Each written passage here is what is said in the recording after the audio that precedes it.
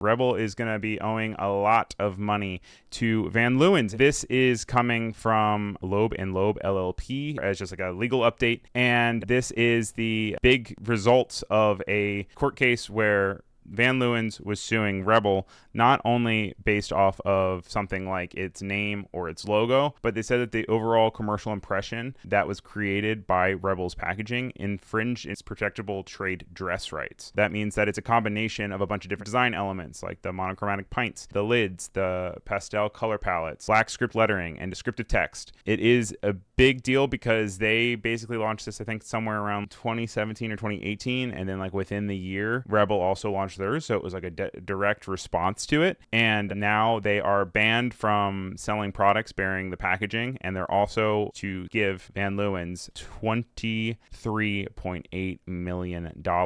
This is the official imagery that was used in the court case of the complaint. You can see on the left that you have Van Leeuwen, and then on the right you have Rebel Trade. They are extremely similar. It is obviously totally legal to have a colored pint or have a monochromatic feel, but the colors are so similar and a lot of the choices that they made are so similar that it easily could become confusing if you put them side by side. If you were to squint, you probably wouldn't even notice the difference between the two brands. Now, Rebel is a keto focused ingredient ice cream, and that's what they were arguing, that they're in a different industry. But as mentioned in the actual argument, it is something where they can still be side by side, so much so that if you like look at the pint of Rebel's keto peanut butter caramel chip, which sounds delicious, they even stole this kind of repeated text that goes along the side of the vegan side of the dark chocolate fudge brownie. This is obviously probably going to set precedent to a bunch of other things where there are copycats, but I was very surprised by the sheer amount of money that was being handed over through this. What are they going to do with all that ice cream? Are they going to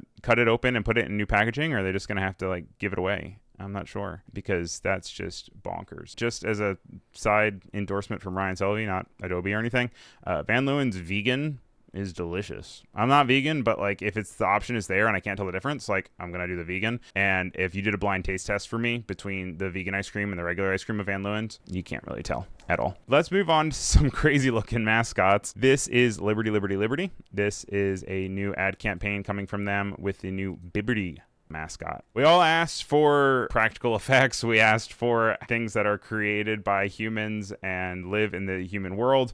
And they said, okay, they actually have a puppet. And I read somewhere that it's actually coming from the Jim Henson Creature Factory, which you can get tours of actually in New York. Quite expensive. But it is this little blob Muppet thing that goes around and talks and has teeth, which is a choice. And I think that they're probably leaning into kind of the absurdity and the weirdness that is the character design, because the creature creators of Jim Henson can create something that is more appealing to the eyes, but Liberty kind of has this idea of this weird emu and this weird guy that walks around. It's in their whole branding that it's kind of elbowing, like tongue-in-cheek, wink wink. And I think that this is just another instance of them kind of sticking to that brand and that voice. And then I'm seeing also an exciting update here that the actual animation for Liberty has been updated. Mind you, this is just a rendering error down here with this yellow being brighter than everything else. But you can see that they've made some significant updates to how this Statue of Liberty comes in. In the old version, it looks like it was just a cut up logo that they used sort of a mat on to then extend the arm and extend the head, maybe some of the crowns. Whereas this one is giving more of a 3D feel, even if it is 2D, and has the arm extend and then turn around to then showcase as the very pretty flames move around, which is cool to see. And then you've got Bibberty coming in on the side. La La Land updated their poster, and can you tell what the difference is? La La Land, obviously, it's over a decade old. Wow, that's kind of crazy. It also has the big controversy of when it, won the best film, and then they were like, oops, never mind, that was a mistake, and pulled it back. But basically, in an interview, Ryan Gosling was talking about how when they were doing the dance, he decided to put his hand out, a little flare, and he didn't realize that it was going to become the poster. So then for years on, he didn't like how it looked. It has a little sass to it. It doesn't bother me. I'm fine with it. I mean, it does definitely mirror it better, but now they have officially updated the imagery and the poster to now make his arm go out further and then mirror her arms as well. They probably just did some sort of like puppet warp. They probably just moved it. I mean, his hand alone looks kind of weird and goofy. Like, why is it so like lit up strangely? Whereas like hers kind of is lit along the way. His is kind of like, I guess, going around his big old muscles. But I thought it was just interesting that even though it's 10 years old, they have felt the need to now go back and update it. Also, I'm seeing, is it not as saturated? I'm not sure. That might have just been where I pulled it from, honestly, because you see then in this one, when I was grabbing higher quality ones, the saturation moved around again. Don't base anything off of that. I want to talk a little bit about the Coca-Cola brand update. This is all over the internet. I have a video on it, which I suggest you definitely check it out on youtube.com/Ryan Selvey. And I learned some interesting things that made me appreciate it more. I also found some stuff I didn't really like, but overall, I would say it's extremely successful. If you haven't seen it, it is quite an extensive rebrand in the sense that it touches every single aspect of the company. The thing that really stood out to me, though, was that they have now made all of their cans red, and they've added this font that we're then going to talk about in a second. But now the indicator is subtle, where like a Coca-Cola Zero used to have all black lettering across the whole thing. And also, this is how it will continue to look in America until 2027. Over in Europe and stuff, I believe it'll start rolling out immediately. But they had basically a red can with this black text on top of it. You can see that they also have since switched from horizontal to vertical. They're also cropping the logo in a way that is kind of flowing off of the can. They're really leaning into this iconic dynamic ribbon, and it's going from top to bottom. That also, when you go to drink it, will also say it perfectly. I think that I personally kind of like it better vertical like this. I think that's a nice update, but I think that you're running into an accessibility issue very quickly by having everything be red. And so what I did is I mocked up this idea of putting it in a cooler and trying to just think that you're at a party or you're at a cookout and you're going over and you just want to get a regular Coke and you're looking in the cooler. Now, rather than just being able to look at it and be like, oh, that is caffeine free because it's tan, or that is cherry because it's all purple. Now you have to stick your hand into the ice and you're going to have to pick it up and spin it around and look and try to look at the details. I can only imagine the amount of people that are going to be seeing these really similar products in the stores side by side. See, here you have the black swoosh and the not black swoosh, or just here, like it's pretty much the same, but it just has the zero sugar here. If you're in a hurry and you're just grabbing something, it's going to take an extra second to figure out what it is. Same thing with this. This cap is a little bit more prominent than the glass one, but it is the only difference besides this small text qualifier in here. And so if you really zoom out, even that color difference tends to disappear quite quickly. Aesthetically, it's pretty and it's cool and it's nice and everything looks like Coke. The boxes here are working well because they have the yellow and the purple and the tan. I wish they would just change this entirely to black or something. And then, you put them side by side again. If you kind of vibrate your eyes, you're not going to be able to see which is which. But it is using this new typeface that is actually from a 2023 type treatment that they used in a holiday campaign, and it is now being added. They have it in several different weights, but they're using it a lot in this condensed font. They're using it in really loud, big spaces. I think it works best when it has this retro feel because it is rooted in this retroness. They're also using this square called the Arden Square, which actually has been around since 1969 and was named after Elizabeth Arden. She wasn't the designer on it, but she is a famous designer with like a big red door in New York. And it is a interesting call back to that because it was created by the most famous design agency in the world at the time, and they actually created these different mock-ups from this cool book that you can then get. One thing that we did call out in my video is that there is no mention of Diet Coke, and through that I learned that actually Diet Coke is unique to pretty much America. I am sure it might be somewhere else too. It's called Coke Light elsewhere, and also they're really leaning into the idea of slowly bringing everyone into this zero sugar approach to their soda. So I think maybe they're just like trying to be like, forget about the regular sugar filled whatever, it's bad for you. That doesn't look good for us in the long run is my guess. But it is very interesting to see Diet Coke not mentioned at all because it has such a presence in America, and I'm wondering if it's going to then follow these same guidelines or if it's going to then veer out on its own. Do they change the name? I feel like if they change the name, people would be upset. I don't know how they strategically move forward with that because it's a very sensitive and cult followed brand. As far as the Coca-Cola rebrand goes, 59% of you do not like it and 41% of you do like it. I'm surprised that more people don't like it than they do like it. let's hop over to logo 0. We talk about an old brand that started with a different logo from what we recognize it with, and now we're probably all very familiar with it. We have this original one, and it was originally used back in 1888. Some sources also said 1900, so I'm not sure which one it fully is, but they originally sold industrial time recorders, weighing scales, cheese slicers, coffee grinders, and census machines, which is like so interesting to know that like you are a company that is creating both time recorders that people are clocking in while also creating cheese slicers. So I don't know if they were operating with the focus being some sort of food manufacturer or something. They have the weighing scales, which obviously could be food, coffee grinders could be food, but then like the census tallying machines, that's totally off. We didn't really see the first resemblance of today's logo, at least by any means, until 1946 by the famous designer Paul Rand, which is extremely popular. He was extremely influential in graphic design, things like UPS or ABC. He was a professor at Yale.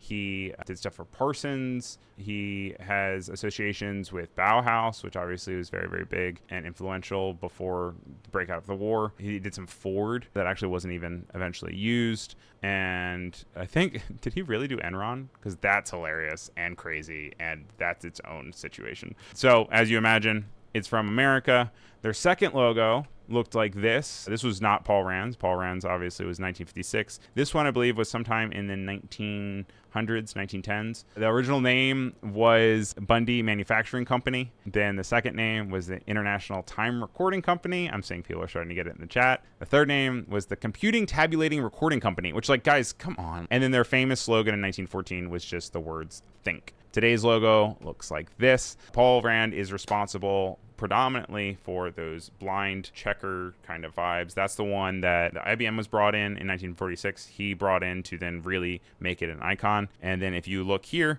you can see that we have this wonderful progression to get to where we are now. I don't know why this down here has it set as this. Again, maybe it's something that they use maybe a little bit more serious, but I feel like for the most part, they still have this checkered lines that are so iconic to the brand.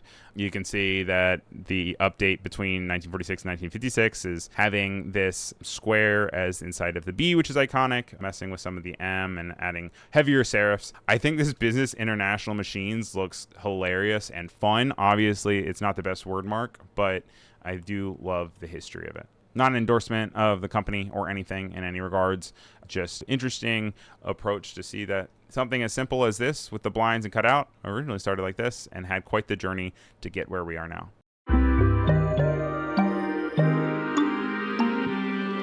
After Effects has a guides update. This is an exciting update where you can now finally do percentages when you are creating layouts. If you are creating something and you want the center, if you do 50%, it's going to be able to move. You're also able to pin it to the bottom or right edge in addition to the top left, so layouts can stay stable as the dimensions change. And this way you can also have more control over switching between ratios and compositions, and you also have the color guide control where you can assign colors to individual guides for better visibility and organization. There's improved guide editing, guide import and export, and editing power-ups. Another kind of simple but big change is you can now change your audio on Instagram retroactively, but all you have to do is you can go in and you can just click edit, you pick a new track, and you click save, and it immediately updates. Personal update for me, folks. I am very excited to be launching a weekly newsletter, and this is different from like Asteroid Fields or anything else because this is more focused on the design aspect of things that we talk about every week here on File New. You can subscribe to it at ryanselby.beehive.com. I did Ryan Selvey because you can see here I originally was messing around with the idea of calling it Design Plunder, and I was working with this chest. I have a cute little pen icon to have on this chest, and then I wanted to have kind of like this pirate and treasures and things that I found in a trove that I find throughout the week. This weekly newsletter is for not only being able to beat the algorithm and the idea that like I don't have to rely on like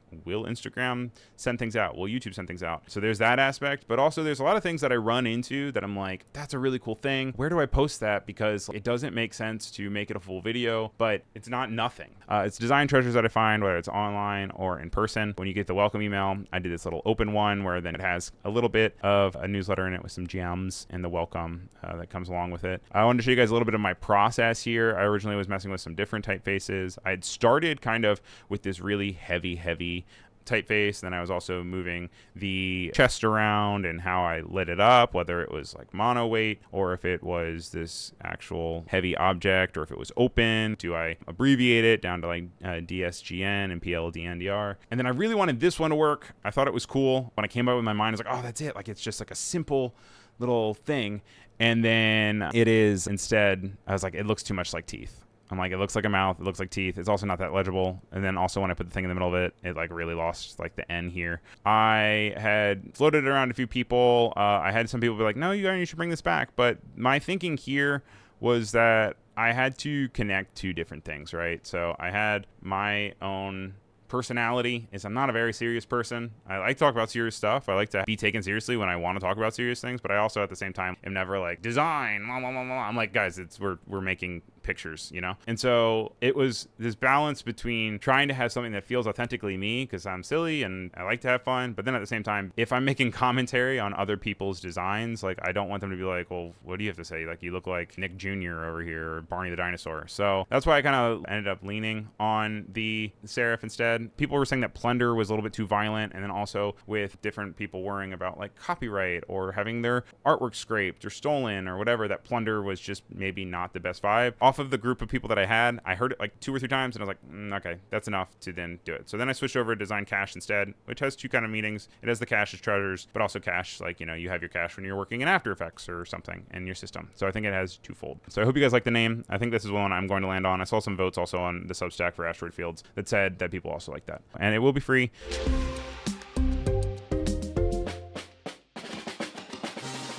I know that a lot of people online are talking about the connection with computers and AI and things that you create online being able to be scanned very much. And it's very obvious to other people because there are 2 different developers that have created a AI-free typeface. So if we really zoom out, you can see that it says happy human and file new. But if we zoom in, it starts to say sorry robot or hee hee ha. This is decoy font and it is from Mix Font and it is a true type font. So you can actually use it entirely on your computer and you can type it into a word processor and it will work. It prints a decoy letter for every letter, which makes it more difficult for AI to read what you type. It works by using separate spatial frequencies to communicate 2 different letters in the same space. And it says that the foreground contains thin outlines while the background has a low frequency mass that is blurred. When they're laid on top of each other, what you see depends on how you look at the letter. If you're having a hard time seeing the hidden message, move your screen further away or squinting to see. And this is just more and more like a CAPTCHA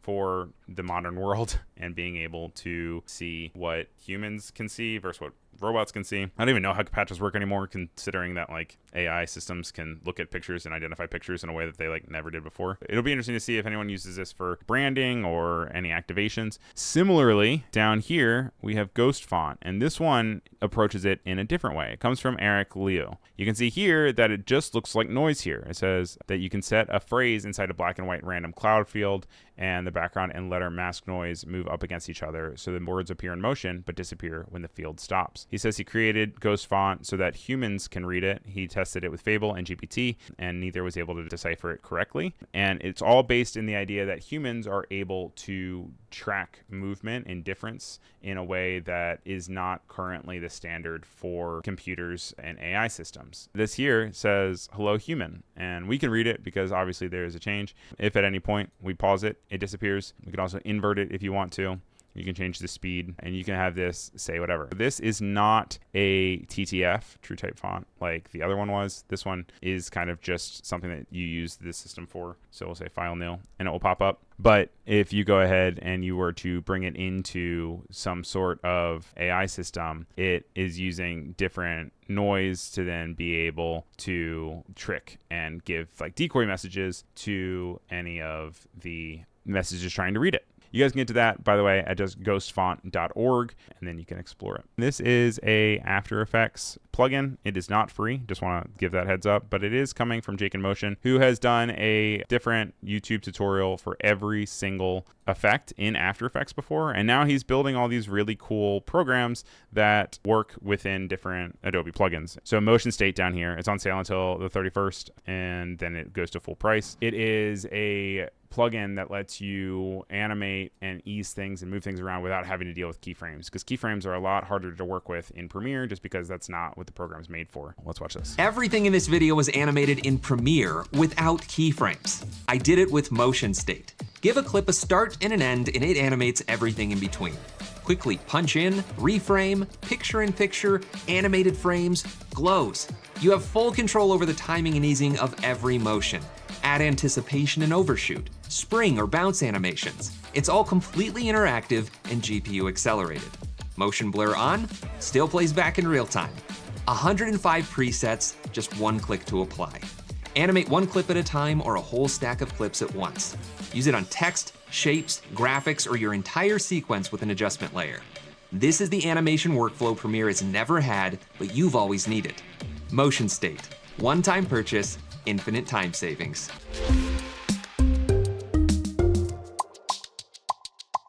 The winner with 52% of the vote belongs to PD Donut, created by Petra Dokaklova. It was released back in 2022 because it was for a street mural in Warsaw. Then it was mastered and re-released commercially in 2025. It has only one weight on Adobe Fonts, and it is a display or headline. Obviously, you would never want to put this in any sort of presentation where you are having people rely on readability, because this has to be something that has to be big, it has to be large, and has to be for display. You could put it here for the best use case here. It'd be good for obviously murals because that's where it started. Maybe something for streetwear. Maybe packaging could work as long as it's limited, and maybe for posters as well for getting attention. And for our type designers in the chat, PD Donut is an ultra dense, heavy display script featuring extreme horizontal ductus compression, overlapping glyph boundaries, and geometric false ink trap counter cutouts. But for everybody else, it's a super fat, heavy script that squeezes thick letters together like an overinflated dough with tiny pockets of air. We have our pangram, which includes every alphabet letter in a sentence, and you can see that it's quite hard to read in bulk. So Donut is our font of the week. Well, thank you guys for being here. Thank you for subscribing to Design Cash, and for subscribing to me on YouTube and Instagram and TikTok and all the places. And make sure you like this video. It helps with the algorithm and figuring things out. Thanks for all your support, guys. Have a really great week. Appreciate you, and talk real soon. All right. Thanks for watching.